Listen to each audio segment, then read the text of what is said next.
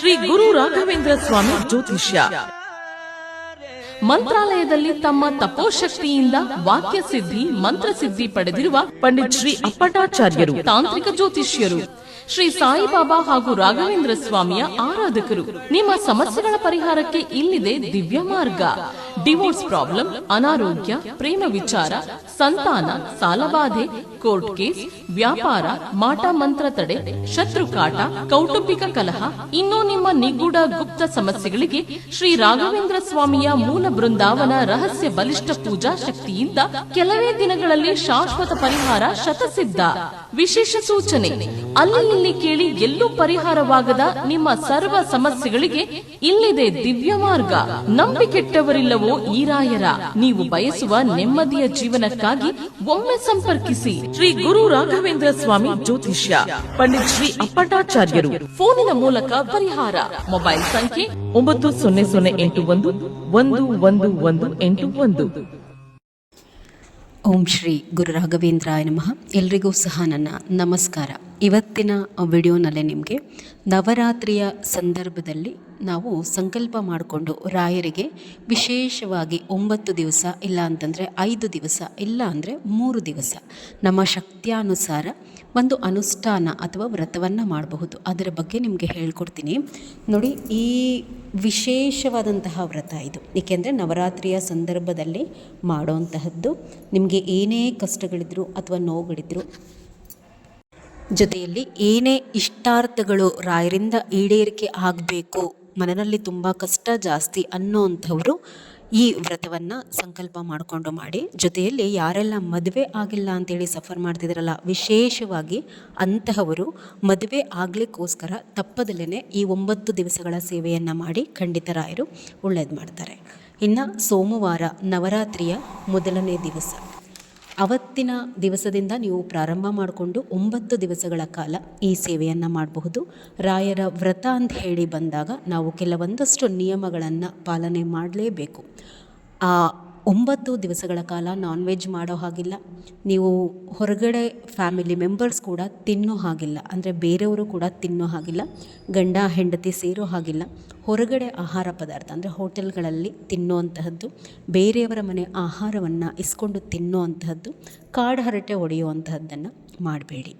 ಇದಿಷ್ಟು ವ್ರತದ ನಿಯಮಗಳು. ಇನ್ನು ವ್ರತ ಮಾಡೋ ಅಂತಹ ವಿಧಾನ ಅಂತ ಹೇಳಿ ನೋಡೋದಾದರೆ, ಮೊದಲನೆಯ ದಿವಸ ನೀವು ಅಂದರೆ ವ್ರತ ಪ್ರಾರಂಭ ಮಾಡುವಂತಹ ಮೊದಲನೇ ದಿವಸ ಎಲ್ಲಿ ರಾಯರ ಫೋಟೋವನ್ನು ಇಟ್ಟು ಪೂಜೆ ಮಾಡ್ತೀರಾ ಅಲ್ಲಿಯೇ ಇಟ್ಟು 9 ದಿವಸಗಳ ಕಾಲ ನೀವು ಪೂಜೆ ಮಾಡಬೇಕು. ಅಂದರೆ ಅದನ್ನು ಎತ್ತೋ ಹಾಗೆ ಇಲ್ವಾ, ಕ್ಲೀನ್ ಮಾಡೋ ಹಾಗೆ ಇಲ್ವಾ ಜಾಗವನ್ನು ಅಂದರೆ ಹಾಗಲ್ಲ. ನೀವು ತುಂಬ ಅಲ್ಲೆಲ್ಲ ಹೂವಿಂದ ಏನಾದರೂ ಎಲ್ಲ ಬಿದ್ದು ಗಲೀಜಾಗಿದೆ ಅಂತಂದಾಗ ಫೋಟೋ ಎಲ್ಲ ಎತ್ತಿ ನೀವು ಆ ಜಾಗವನ್ನು ಒರೆಸಿ ಕ್ಲೀನ್ ಮಾಡ್ಕೋಬಹುದು, ತಪ್ಪಿಲ್ಲ. ಆದರೆ ಒಂದು ದಿವಸ ಒಂದು ಜಾಗದಲ್ಲಿಡುವಂಥದ್ದು, ಇನ್ನೊಂದು ದಿವಸ ಅಂದರೆ 1-2 ದಿನ ಬಿಟ್ಟು ಇನ್ನೊಂದು ಜಾಗದಲ್ಲಿಡುವಂತಹದ್ದನ್ನು ಮಾಡಬೇಡಿ. ನೀವು ಎಷ್ಟು ದಿವಸಗಳ ಕಾಲ ವ್ರತ ಮಾಡ್ತಿರೋ ಅಷ್ಟೂ ದಿವಸಗಳ ಕಾಲ ಒಂದು ಜಾಗದಲ್ಲಿಟ್ಟು ರಾಯರ ಫೋಟೋವನ್ನು ಪೂಜೆ ಮಾಡುವಂತಹದ್ದನ್ನು ಮಾಡಿ.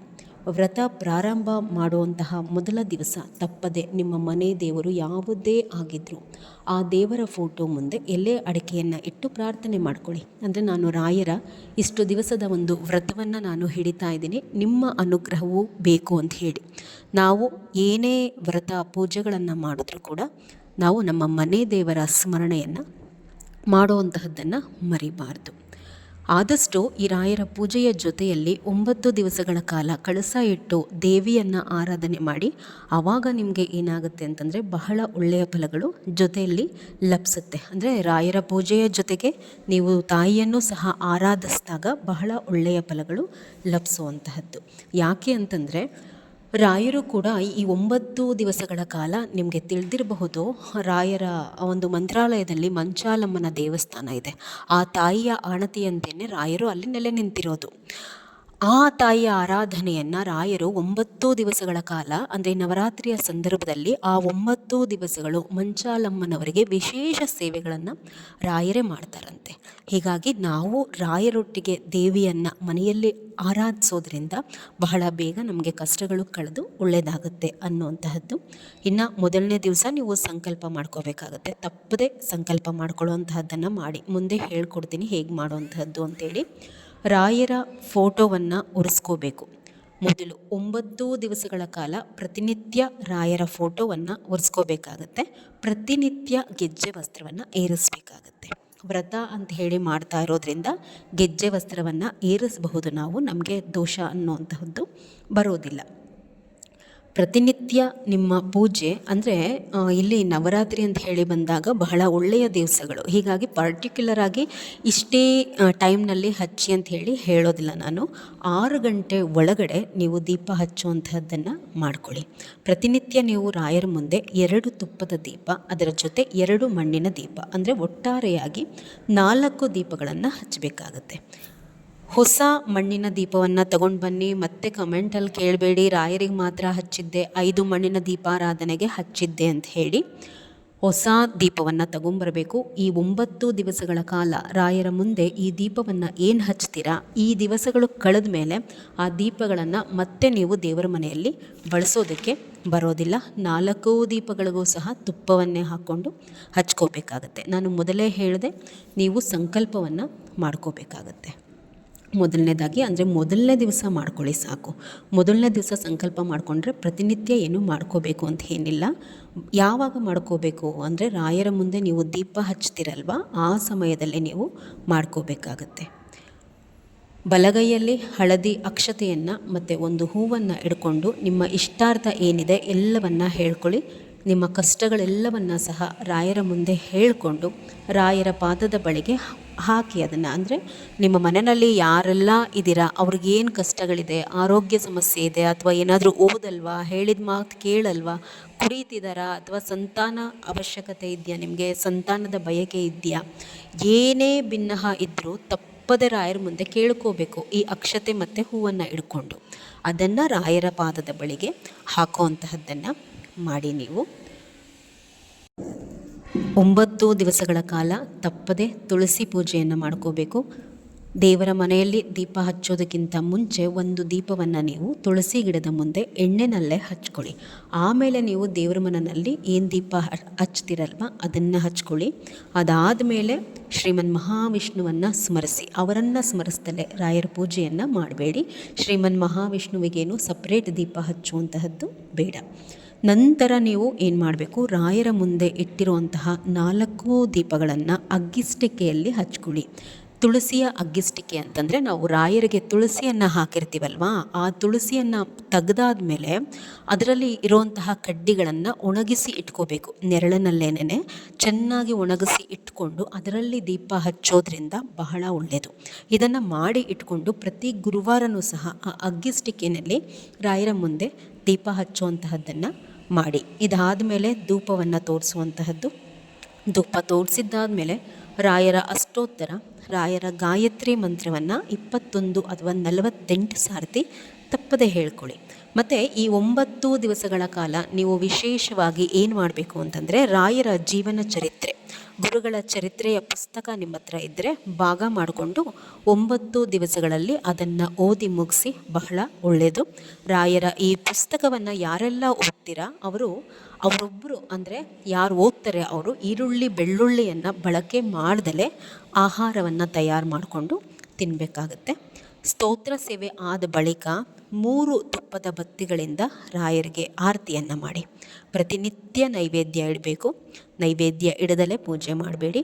ಕಲ್ಲು ಸಕ್ಕರೆ ಇಡಬಹುದು, ಹಾಲು, ಬೆಲ್ಲ, ಹಾಲು, ಸಕ್ಕರೆ, ಸಜ್ಜಿಗೆ, ಪಾಯಸ, ಕಡಲೆಕಾಳು, ಹೊಸಲಿ ಎಲ್ಲವನ್ನು ಸಹ ಇಡಬಹುದು.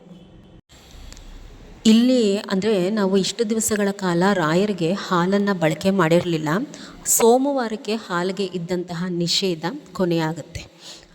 ಹೀಗಾಗಿ ಹಾಲನ್ನು ನಾವು ಅಭಿಷೇಕಕ್ಕೂ ಬಳಸಬಹುದು, ರಾಯರಿಗೆ ನೈವೇದ್ಯಕ್ಕೆ ಇಡೋದಕ್ಕೂ ಸಹ ಬಳಸಬಹುದು. ನೈವೇದ್ಯ ಎಲ್ಲ ಇಟ್ಟಾದಮೇಲೆ ಪಂಚಾರತಿಯನ್ನು ಮಾಡಿಬಿಟ್ಟು ಮಹಾಮಂಗಳಾರತಿಯನ್ನು ಮಾಡ್ಕೊಳ್ಳಿ. ಈ ಪೂಜೆಯನ್ನು ನೀವು 9 ದಿವಸಗಳು ಆಗದೇ ಇದ್ದರೆ 5 ದಿವಸ ಅಥವಾ 3 ದಿವಸಗಳು ಮಾಡಿ ವ್ರತ ಸಮಾಪ್ತಿಯನ್ನು ಹೇಗೆ ಮಾಡೋದು ಅಂತ ಹೇಳಿ ನೆಕ್ಸ್ಟ್ ವಿಡಿಯೋಸಲ್ಲಿ ನಾನು ನಿಮಗೆ ಹೇಳ್ಕೊಡ್ತೀನಿ. ಮಾಡಿ ಒಳ್ಳೆಯದಾಗುತ್ತೆ ಈ ಪೂಜೆಯನ್ನು. ಇಷ್ಟು ರಾಯರ ವ್ರತದ ಬಗ್ಗೆ ಇನ್ಫಾರ್ಮೇಷನ್. ಆದರೆ ನೋಡಿ, ನನ್ನ ಚಾನಲ್ನಲ್ಲಿ ಬರುವಂತಹ ವಿಡಿಯೋಸ್ಗಳನ್ನು ನೋಡಿ ಕೆಲವರು ಕೂತಲ್ಲೇ ಮೈಪರಿಸ್ಕೊಂಡು ಕಾ ಕಾ ಕಾ ಅಂತ ಹೇಳಿ ಬಡ್ಕೊತಿದ್ದಾರೆ. ಅವ್ರಿಗೆ ನಾನು ಉತ್ತರವನ್ನು ಕೊಡ್ತೀನಿ. ದಯಮಾಡಿ ನೀವು ಸಹ ಕೇಳಿ. ಸರಿ ಇದ್ದರೆ ಸರಿ ಅನ್ನಿ, ತಪ್ಪು ಅಂದರೆ ತಪ್ಪು ಅನ್ನಿ. ನೋಡಿ, ರಾಯರ ಪೂಜೆ ಪುನಸ್ಕಾರ ಅಥವಾ ಶ್ರೀಕೃಷ್ಣನ ಪೂಜೆ ಪುನಸ್ಕಾರ ಅಂತ ಹೇಳಿ ಬಂದಾಗ ಒಂದಷ್ಟು ರೀತಿ ನೀತಿಗಳಿದೆ. ಹಿಂದೆ ಒಂದು ಕಾಲ ಇತ್ತು. ಅಂದರೆ ಈ ಎರಡೂ ದೇವರುಗಳನ್ನು ಪೂಜಿಸುವಂತಹದ್ದು ಕೇವಲ ಮೇಲ್ವರ್ಗಕ್ಕಷ್ಟೇ ಸೀಮಿತ ಆಗಿತ್ತು. ಇದನ್ನು ನೀವು ಒಪ್ತೀರಾ ಅಂತ ಹೇಳಿ ಭಾವಿಸ್ತೀನಿ. ಅವರಷ್ಟೇ ಪೂಜಿಸ್ತಾ ಇದ್ದಿದ್ದು ಕೂಡ ಆವಾಗ. ಆದರೆ ಇತ್ತೀಚೆಗೆ ರಾಯರನ್ನು ಜಾತಿ ಮತ ವರ್ಗ ಎಲ್ಲವನ್ನ ಮೀರಿ ರಾಯರನ್ನು ಪೂಜಿಸ್ತಾ ಇದ್ದಾರೆ. ಜನಗಳು ಪ್ರೀತಿಸ್ತಾನೂ ಇದ್ದಾರೆ. ಬಹಳ ಸಂತೋಷ. ಆದರೆ ರಾಯರ ವಿಚಾರದಲ್ಲಿ ಈ ಬದಲಾವಣೆಗಳು ಆದಾಗ ನಾವು ಪೂಜೆ ಸಲ್ಲಿಸುವಂತಹದ್ರಲ್ಲಿ ಒಂದಷ್ಟು ನಾವು ನೀತಿ ನಿಯಮಗಳನ್ನ ಪಾಲನೆ ಮಾಡಲೇಬೇಕಾಗತ್ತೆ. ರಾಯರು ಅಂತ ಹೇಳಿ ಬಂದಾಗ ಮಹಾಯತಿಗಳವರು ಆವಾಗಲೇ ಪೂಜಿಸಿದಂಥವ್ರಿಗೂ ಸಹ ಒಳ್ಳೆಯದಾಗೋದು. ಈಗಾಗಲೇ ಕೆಲವೊಂದಷ್ಟು ವಿಚಾರಗಳನ್ನು ಪಾಪ ಜನಸಾಮಾನ್ಯರು ಅರಿದಲೆ 10ಕ್ಕೆ 5 ಜನ ನಾವು ರಾಯರ ಫೋಟೋವನ್ನು ತಂದಿಟ್ಕೊಂಡು ಕಷ್ಟ ಜಾಸ್ತಿ ಮಾಡಿಕೊಂಡ್ವಿ ಅನ್ನೋಂತಹ ಮನೋಭಾವನೆಯನ್ನು ಹೊಂದಿದಂತಹ ಜನ ಇದ್ದಾರೆ. ಹೀಗಾಗಿ ಮುಂದೆ ಇಂತಹ ಕಷ್ಟಗಳನ್ನು ಇನ್ನೊಂದಷ್ಟು ಜನ ಅನುಭವಿಸೋದು ಬೇಡ ಅಂತಾನೇನೆ ನಾನು ಕೆಲವೊಂದು ಟೀಕೆಗಳು ಬರುತ್ತೆ ಅಂತ ಹೇಳಿ ಗೊತ್ತಿದ್ರೂ ಕೂಡ ಇರೋವಂತಹ ವಿಚಾರವನ್ನು, ಅಂದರೆ ರಾಯರ ವಿಚಾರದಲ್ಲಿ ಯಾವುದು ಸತ್ಯವೋ ಅದನ್ನಷ್ಟೇ ನಾನು ತಿಳಿಸಿರುವಂತಹದ್ದು. ಎಷ್ಟೋ ಅನುಷ್ಠಾನಗಳನ್ನು ವ್ರತಗಳನ್ನು ಹೇಳಿಕೊಟ್ಟು ಇವತ್ತು ಎಷ್ಟೋ ಕುಟುಂಬಗಳಲ್ಲಿ ಸಂತಾನ ಆಯಿತು, ನಿಮ್ಮ ಪೂಜೆಗಳಿಂದ ನಮ್ಮ ಮನೆಯಲ್ಲಿ ಒಳ್ಳೆಯದಾಗ್ತಿದೆ ಅಂತ ಹೇಳಿ ಎಷ್ಟೋ ಜನ ಕಮೆಂಟ್ ಮಾಡ್ತಾರೆ. ನಾನು ಹೇಳೋದಷ್ಟೇ, ಅದು ನನ್ನಿಂದ ಅಲ್ಲ, ರಾಯರಿಂದ. ರಾಯರ ಪೂಜೆ ಪುನಸ್ಕಾರದಿಂದ ನಿಮ್ಗೆ ಒಳ್ಳೆಯದಾಗ್ತಿದೆ, ಅಲ್ಲಿ ನನ್ನನ್ನು ಮಧ್ಯೆ ತರಬೇಡಿ, ರಾಯರಿಗೆ ಒಂದು ನಮಸ್ಕಾರ ಮಾಡಿ ಅಂತ ಹೇಳಿ. ಆ ಹಾರೈಕೆ ಇದೆಯಲ್ಲ, ಅಷ್ಟೇ ಸಾಕು. ಯಾವ ವಿಚಾರವನ್ನು ಹೇಳಿದ್ರೂ ಕೂಡ ಅದನ್ನು ನನಗೇ ಹೇಳ್ತಾರೆ ಅಂತ ಹೇಳಿ ಭ್ರಮಿಸ್ಕೊಂಡು ಕೂತಿರೋ ಹತ್ರ ಹಾರಾಡಿದ್ರೆ ಯಾರು ಹೊಣೆ? ರಾಯರು ಅಂತಂದರೆ ಕೇವಲ 2 ದೀಪ ಹಚ್ಚಿಬಿಟ್ಟು ಅವ್ರ ಮುಂದೆ 4 ಹಣ್ಣುಗಳು ತಟ್ಟೆ ಇಟ್ಬಿಟ್ರೆ ಅದು ರಾಯರ ಪೂಜೆ ಆಗಲ್ಲ. ನಿಮ್ಮ ಇಷ್ಟ, ನಿಮ್ಮ ಮನೆ, ಹೇಗಾದರೂ ಮಾಡ್ಕೊಳ್ಳಿ. ನಾನು ಪರ್ಟಿಕ್ಯುಲರ್ ಆಗಿ ಇಲ್ಲಿ ಯಾವುದೇ ಚಾನಲ್ ಹೆಸರನ್ನು ಮೆನ್ಷನ್ ಮಾಡಿ ಅಥವಾ ನಿಮ್ಮ ಮನೆಗಳ ಹೆಸರನ್ನೋ ಅಥವಾ ನಿಮ್ಮ ಹೆಸರನ್ನೋ ಮೆನ್ಷನ್ ಮಾಡಿ ನಿಮ್ಮ ಮನೆಯಲ್ಲಿ ನೀವು ಹಿಂಗೆ ಪೂಜೆ ಮಾಡ್ತಾಯಿದ್ದೀರಾ, ಹಂಗೆ ಪೂಜೆ ಮಾಡ್ತಾಯಿದ್ದೀರಾ ಅಥವಾ ಇಂಥವ್ರ ಚಾನಲ್ನ ನೋಡಬೇಡಿ ಅಂತ ಹೇಳಿ ನನ್ನ ಚಾನಲ್ನಲ್ಲಿ ಏನಾದರೂ ನಾನು ಹೇಳಿದ್ನಾ? ರಾಯರ ಪೂಜೆ ವಿಚಾರದಲ್ಲಿ ನೀವೊಬ್ಬರೇ ಅಲ್ಲ ರೀ ಚಾನಲ್ ನಡೆಸ್ತಿರೋರು, 10 ಜನ ಇವತ್ತು ಚಾನಲ್ ನಡೆಸ್ತಿದ್ದಾರೆ. ಯಾರು ಮಾಡಿರ್ತಾರೆ ಅವ್ರಿಗಾಗತ್ತೆ. ನೀವು ಯಾಕೆ ಎಲ್ಲದನ್ನು ನನಗೇ ಹೇಳ್ತಾರೆ ಅಂತ ಹೇಳಿ ಕುಂಬಳಕಾಯಿ ಕಳ್ಳಿ ಅಂತಂದರೆ ಹೆಗಲು ಮುಟ್ಟು ನೋಡ್ಕೊತೀಯ? ನಾನು ಯಾರ ವಿಡಿಯೋಸನ್ನು ನೋಡೋದೇ ಇಲ್ಲ, ಹಂಗೆ ಬಂತು ನನ್ನ ಮೊಬೈಲಲ್ಲಿ ಹಿಂಗೆ ಬಂತು ಅನ್ನೋದು. ನಂದು 10 ವಿಡಿಯೋಸಲ್ಲಿ ನಾನು ಏನೇನೆಲ್ಲ ಮಾತಾಡಿದ್ದೀನಿ ಅದನ್ನು ಒಂದೇ ವಿಡಿಯೋನಲ್ಲಿ ಹೇಳೋದು. ಹೇಗೆ ರಾಯರು ಅಷ್ಟು ಅಪಾರವಾದ ಶಕ್ತಿ ಕೊಟ್ಬಿಟ್ಟಿದ್ದಾರೆ. ವಿಡಿಯೋಗಳನ್ನ ನೋಡದೇ ಇದ್ದರೂ ಯಾವ ಚಾನಲಲ್ಲಿ ಏನು ಹೇಳ್ತಾರೆ, ಯಾವ ವಿಡಿಯೋನಲ್ಲಿ ಏನಿದೆ ಅಂತೇಳಿ ಕಂಟೆಂಟನ್ನು ಬೇರೆ ಚಾನಲಿಂದ ಕದ್ದು ನೋಡ್ತಾರೆ, ಬೇರೆಯವ್ರು ಮಾತ್ರ ಕಂಟೆಂಟ್ ಕದ್ರು ಅಂತ ಹೇಳ್ತಾರೆ. ಅದು ಯಾವುದೋ ಚಾನಲಲ್ಲಿ ಮಾತಾಡಿರೋದು. ನಾನು ನಿಮ್ಗೇನಾದರೂ ಹೇಳೋದನ್ನ ಯಾರು ಕದ್ದಿದ್ದಾರೆ ಅವ್ರಿಗೆ ಡೈರೆಕ್ಟಾಗಿ ಹೋಗಿ ಕಮೆಂಟಲ್ಲಿ ಕಮೆಂಟ್ ಮಾಡಿದ್ದೀನಿ, ನೆಕ್ಸ್ಟ್ ಟೈಮಿಂದ ಹಿಂಗೆ ರಿಪೀಟ್ ಆದರೆ ಸರಿ ಇರಲ್ಲ ಅಂತ ಹೇಳಿ. ಅದಕ್ಕೂ ನಿನಗೂ ಏನಮ್ಮ ರಾಯರ ಬೃಂದಾವನದ ವಿಚಾರದಲ್ಲಿ ವಿಡಿಯೋ ಹಾಕಿರೋದನ್ನೂ ಸಹ ಮಾತಾಡೋದು. ಮಂತ್ರಾಲಯದಲ್ಲೇನೇ ಬ್ಯಾನ್ ಮಾಡಿಬಿಡ್ತಿದ್ರು. ಆ ರೀತಿ ಎಲ್ಲರೂ ಸಹ ಪೂಜೆ ಮಾಡೋ ಹಾಗಿಲ್ಲ ಅಂತಂದರೆ. ಮೊದಲು ಮಂತ್ರಾಲಯ ನೋಡ್ಕೊಂಡು ಬಂದಿದ್ದೀರಾ ನೀವು? ಎಷ್ಟು ವರ್ಷ ಆಗಿದೆಯಲ್ಲ ನಿಮ್ಮ ಚಾನಲ್ ಸ್ಟಾರ್ಟ್ ಮಾಡಿ. ಒಂದು ಹೇಳ್ತೀನಿ, ರಾಯರು ಯಾರದೇ ಒಂದು ಜೀವನದಲ್ಲಿ ಪ್ರವೇಶ ಮಾಡಿದ್ರು ಅವರಿಗೆ ಅನುಗ್ರಹ ಮಾಡ್ತಾ ಇದ್ದಾರೆ ಅಂತಂದರೆ ರಾಯರ ಪೂಜೆ ಮಾಡಲಿಕ್ಕೆ ಹಿಡಿದು 6 ತಿಂಗಳ ಒಳಗಡೆ ಕರೆಸ್ಕೊಂಡು ಮಂತ್ರಾಲಯದಲ್ಲಿ ಅವ್ರಿಗೆ ದರ್ಶನ ಕೊಡ್ತಾರೆ. ಮಂತ್ರಾಲಯ ನೋಡ್ಕೊಂಡು ಬಂದಿದ್ದೀರಾ? ಹೋಗಲಿ. ಅದಾದಮೇಲೆ ನೋಡ್ಕೊಂಡು ಬಂದಾದಮೇಲೆ ಮಂತ್ರಾಲಯದ ಕಮಿಟಿಯವ್ರು ಯಾರಾದರೂ ಒಂದು ಅಂಗಡಿ ಮಾಡಿದಾರಾ, ಆ ಅಂಗಡಿನಲ್ಲಿ ಏನೇನಾದರೂ ಮಾರ್ತಾ ಇದ್ದಾರಾ ಅದೆಲ್ಲದನ್ನು ತಿಳ್ಕೊಂಡು ಆಮೇಲೆ ಹೇಳಿ. ಅಷ್ಟೆಲ್ಲ ಮಂತ್ರಾಲಯದಲ್ಲಿ ನಡೆಯುವಂತಹ ವಿಚಾರಗಳಿಗೆ ನೀವು ಪ್ರಾಮುಖ್ಯತೆ ಕೊಡೋದಾದರೆ ಮಂತ್ರಾಲಯದಿಂದನೇ ಪ್ರಿಂಟ್ ಮಾಡಿರುವಂತಹ ಪುಸ್ತಕಗಳಲ್ಲಿ ಅದ್ರ ಕಾಪಿ ಸಮೇತ ಹಾಕಿದ್ದೀನಿ. ಹೆಣ್ಣು ಮಕ್ಕಳು ಗುರುಸ್ತೋತ್ರವನ್ನು ಓದಬಾರ್ದು ಅಂತ ಹೇಳಿ ಪ್ರಿಂಟ್ ಮಾಡಿದ್ದಾರೆ. ಎಷ್ಟಮ್ಮ ನೀವು ಅದಕ್ಕೆ ಇಂಪಾರ್ಟೆನ್ಸ್ ಕೊಟ್ಟಿದ್ದೀರಾ? ಇವತ್ತೂ ಕೂಡ ಅಚ್ಚುಕಟ್ಟಾಗಿ ಗುರುಸ್ತೋತ್ರ ಓದ್ತೀರಾ? ಎಷ್ಟೋ ಜನ ನಿಮ್ಮನ್ನು ನೋಡಿಕೊಂಡು ಗುರುಸ್ತೋತ್ರವನ್ನು ಓದ್ತಾರೆ. ನೀವು ಮತ್ತೆ ರೆಸ್ಪೆಕ್ಟ್ ಕೊಡ್ತೀರಿ? ಅದೇ ಪುಸ್ತಕದಲ್ಲಿ ಅಚ್ಚುಕಟ್ಟಾಗಿ ಪ್ರಿಂಟ್ ಮಾಡಿದ್ದಾರೆ, ಹೆಣ್ಣು ಮಕ್ಕಳು ಯತಿಗಳಿಗೆ ಅಂದರೆ ರಾಯರಿಗೆ ಅಭಿಷೇಕ ಮಾಡಬಾರ್ದು ಅಂತ. ನೀವು ಮಾಡೋದಲ್ಲ ಅಂತಂದು ಎಷ್ಟೋ ಜನಕ್ಕೆ ಹೇಳ್ಕೊಡ್ತೀರ. ಅದರಲ್ಲೂ ರಾಯರ ಜೊತೆಯಲ್ಲಿ ದೇವಾನುದೇವತೆಗಳ ವಿಗ್ರಹವನ್ನು ಇಟ್ಟು ಅಭಿಷೇಕ ಮಾಡುವಂಥದ್ದು. ನೀವೇನು ಮಾಡಿದ್ರೂ ಸರಿನಾ, ಶಾಸ್ತ್ರನೇ ತಿರುಚ್ಬೋದು. ಮಂತ್ರಾಲಯದಲ್ಲಿ ಪ್ರಿಂಟ್ ಏನಾಗಿದೆ, ಅಲ್ಲಿ ಏನು ಪಾಲನೆ ಮಾಡಿ ಅಂತ ಹೇಳ್ತಿದ್ದಾರೆ ಅದೆಲ್ಲದನ್ನು ನೀವು ತಿರುಚ್ಬೋದು. ಮಂತ್ರಾಲಯದಲ್ಲಿ ದೇವಸ್ಥಾನದ ವತಿಯಿಂದ ಯಾವೊಂದು ಅಂಗಡಿಗಳು ಇಲ್ಲಮ್ಮ, ಎಲ್ಲರೂ ಪರ್ಸ್ನಲ್ಲಾಗಿ ಮಾಡಿರೋಂಥದ್ದು. ಅವರಲ್ಲಿ ಏನು ಮಾಡ್ತಾರೋ ಬಿಡ್ತಾರೋ ಅದಕ್ಕೂ ಮಂತ್ರಾಲಯಕ್ಕೂ ಯಾವ ಸಂಬಂಧ ಇಲ್ಲ. ನೀನು ಅಲ್ಲಿಂದ ಆಮೇಲೆ ಎಷ್ಟು ಸಣ್ಣ ಬುದ್ಧಿ ಅಂತಂದರೆ, ಶ್ರೀಕೃಷ್ಣನ ಬಗ್ಗೆ ವಿಡಿಯೋ ಹಾಕಿದಾಗ ಫೇಕ್ ಐಡಿನಲ್ಲಿ ಬಂದು ಮೆಸೇಜ್ ಹಾಕುವಂಥದ್ದು. ಅಷ್ಟೆಲ್ಲ ಹೇಳ್ತೀರಾ, ನಿಮ್ಮ ಮನೆಯ ಪೂಜೆಯ ವಿಡಿಯೋವನ್ನು ಹಾಕಿ ನೋಡೋಣ ಹೆಂಗೆ ಪೂಜೆ ಮಾಡ್ತೀರಾ. ಇಸ್ಕಾನ್ ಅವ್ರಿಗೆ ಗೊತ್ತಾದರೆ ಹಂಗೆ ಮಾಡ್ತಾರೆ ಹಿಂಗೆ ಮಾಡ್ತಾರೆ. ವಿಡಿಯೋವನ್ನು ಕರೆಕ್ಟಾಗಿ ನೋಡಿ ಅರ್ಥ ಮಾಡಿಕೊಂಡ್ರೆ ಯಾರೇನೂ ಮಾಡಲ್ಲ. ನೀನೇ ಹೋಗಿ ಕಂಪ್ಲೇಂಟ್ ಮಾಡು, ಏನು ಭಯನಾ? ನಾನು ಫೇಸ್ ಮಾಡ್ತೀನಿ. ಡೈರೆಕ್ಟಾಗಿ ನಿನ್ನ ಹೆಸರಲ್ಲೇ ಬಂದು ಕಮೆಂಟ್ ಮಾಡ್ಬೋದಿತ್ತಲ್ವ. ರಾಯರ ಭಕ್ತಿ ಅನ್ನಿಸ್ಕೊಂಡು ಆ ರೀತಿ ಕದ್ದು ಮುಚ್ಚಿ ಬಂದು ನಾನಲ್ಲ ಅಂತ ಹೇಳಿ ರಾಯರ ಪಾದ ಮುಟ್ಟಿ ಹಿಡ್ಕೊಂಡು ನಾನು ಬಂದು ಕಮೆಂಟ್ ಮಾಡಿಲ್ಲ ಅಂತ ನೀನು ಹೇಳು, ನಾನು ಆಮೇಲೆ ಮುಂದಕ್ಕೆ ಮಾತಾಡ್ತೀನಿ. ರಾಯರಿಗೆ ಚಾಕ್ಲೇಟ್ ಇಡುವಂತಹದ್ದು, ಹೊರಗಡೆ ತಂದಂತಹ ತಿಂಡಿಗಳನ್ನ ಇಡುವಂತಹದ್ದು, ನೀವು ಹೆಂಗಾದರೂ ಅಧ್ವಾನವಾಗಿ ಮಾಡಿ ಪೂಜೆ ಪುನಸ್ಕಾರ ಮಾಡಿ ಜನಗಳು ಹಾಳಾಗೋಗ್ಲಿ ಅಂತ ಹೇಳಿ ತೋರಿಸ್ಕೊತಾ ಹೋಗ್ಬೋದು. ಅದನ್ನು ನಾವು ಒಂದು ಚಾನಲಲ್ಲಿ ಕೂತ್ಕೊಂಡು ರಾಯರ ವಿಚಾರದಲ್ಲಿ ಇರೋವಂತಹದ್ದನ್ನು ಹೇಳಿ ಅದನ್ನು ಪಾಲನೆ ಮಾಡಿ ನಿಮ್ಗೆ ಒಳ್ಳೇದಾಗುತ್ತೆ ಅಂತಂದರೆ ಭಯ ಪಡಿಸ್ತಾರೆ, ಹಾಗೆ ಹೀಗೆ ಬೀದಿಗೆ ಬರ್ತಾರೆ ಅಂತ ಹೇಳ್ತಾರೆ.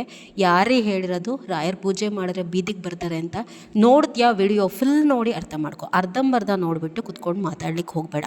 ನಿನ್ನ ಚಾನಲ್ ಹಿಂದೆ ಹೋಗಿ ನೋಡಿದ್ರೆ ಬರೀ ಇದೆ, ಕಾಲು ಕೆರ್ಕೊಂಡು ಬೇರೆ ಚಾನಲ್ ಮೇಲೆ ಹೋಗುವಂಥದ್ದು. ಒಂದು 2-3 ತಿಂಗಳ ಹಿಂದೆನೂ ಕೂಡ ಒಂದು ಚಾನಲ್ ಮೇಲೆ ಇದೇ ರೀತಿ ಮಾಡಿಕೊಂಡು ಮಾಡಿರುವಂತಹ ವಿಡಿಯೋಗಳನ್ನ ನಾನು ನೋಡಿದ್ದೀನಿ.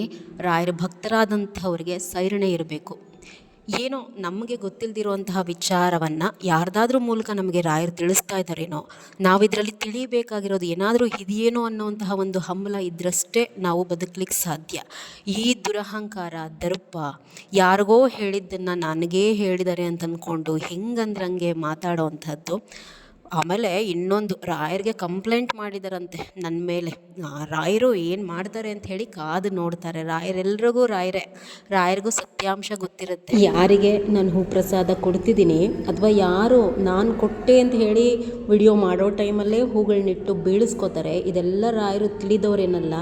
ಯಾರೋ ಮೂಢಾತ್ಮರಿಗೆ ಹೇಳಬಹುದು ರಾಯರು ಹಿಂಗೆ ಹೂವು ಕೊಟ್ಟರು ಹಂಗೆ ಹೂವು ಕೊಟ್ಟರು. ನೋಡ್ತಿದ್ದಂಗೆ ತಿಳಿಯುತ್ತಮ್ಮ ರಾಯರು ಹೂ ಕೊಡೋದು ಯಾವುದು, ನೀವು ಬೀಳಿಸ್ಕೊಡೋದು ಯಾವುದು ಅಂತೇಳಿ ಮಾತಾಡಿದ್ರೆ ನಾನು 1000 ಮಾತಾಡಬಹುದು. ನನಗೆ ಅವಶ್ಯಕತೆ ಇಲ್ಲ. ನಾನು ನನ್ನ ಚಾನಲಲ್ಲಿ ಇಲ್ಲಿನ ತನಕ ನಿಮ್ಮನ್ನು ನಾನು ಟಾರ್ಗೆಟ್ ಮಾಡಿ ಯಾವುದನ್ನು ಮಾತಾಡಿ ಕೂಡ ಇಲ್ಲ.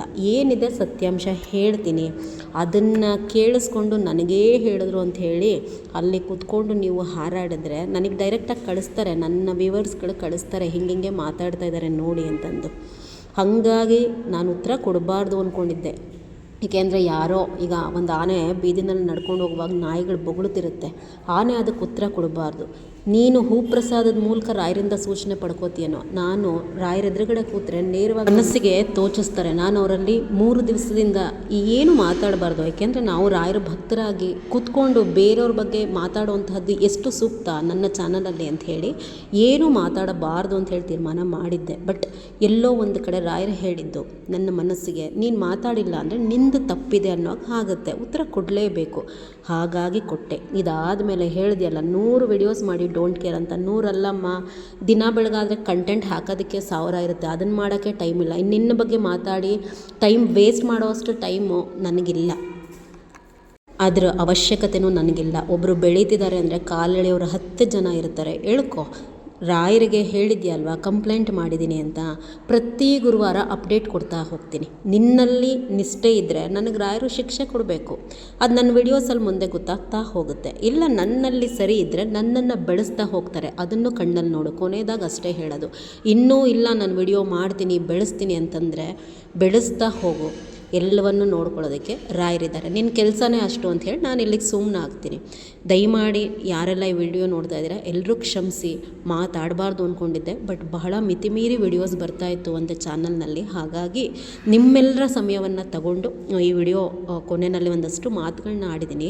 ಕೆಲವೊಂದು ಮಾತುಗಳನ್ನ ತುಂಬ ಅತಿರೇಕವಾಗಿ ಆಡ್ತಾರೆ, ಕಂಟೆಂಟನ್ನು ಕದ್ದು ಹಾಕ್ತಾರೆ.